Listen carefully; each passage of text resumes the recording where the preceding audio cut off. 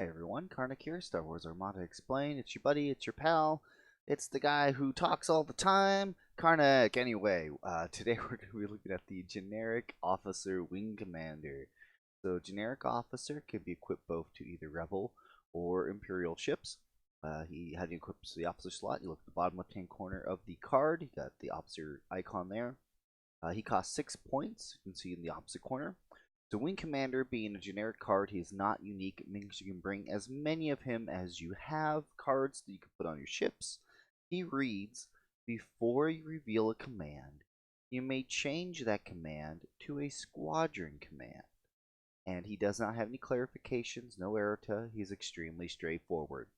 So as you know in this Star Wars Armada, that there are several other cards or methods or abilities where players can come along to your ships and change the commands on your dials. Or maybe you just set the wrong command. It's not the command that you need right at that moment. Wing Commander is before you reveal your command to your opponent, you can change that command to a squadron command.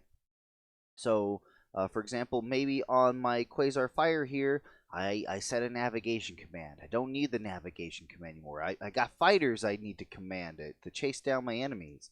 Well, you pick up the top dial on your command stack, you pick it up and you look at it, you say to your opponent, before I reveal my dial, I'm going to use Wing Commander, which allows me to change my command to a squadron command. Now, even if that squadron command is technically already a squadron command, you can, mess with the dial if you want to do mind games of your opponent, I guess. As long as the command that you then reveal to your opponent is a squadron command. Now, this does have the same timing as something like Squall, for an instance. Squall is before you reveal a command, you can squall fighters.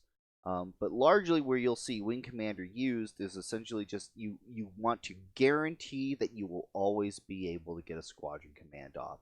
That's useful for Quasar Fires, useful for Nebulon Bees that are like running the Yavaris title. Pretty much anything that you want to use as a character and use as a carrier and needs to be a carrier the entire time without anything coming along and messing you up. I guess you could put him on something like a Super Star Destroyer too if you want to guarantee you're always going to get squadron commands off, but I don't feel like that's the best use for him on that platform. But anyway, so yeah, so it doesn't matter if somebody comes along, before or after, if they're slicing everything, or they bring Chim Samdula and he's in there monkeying around with your command dials and changing them all up. Wing Commander will always guarantee that you can get a squadron command to go off. That's Wing Commander. There's no other crazy interactions, no other things going on. Very straightforward, but of course, if you feel like I missed anything or forgot anything wrong, please be sure to let me know. I appreciate you guys watching the video, and I'll see you all next time.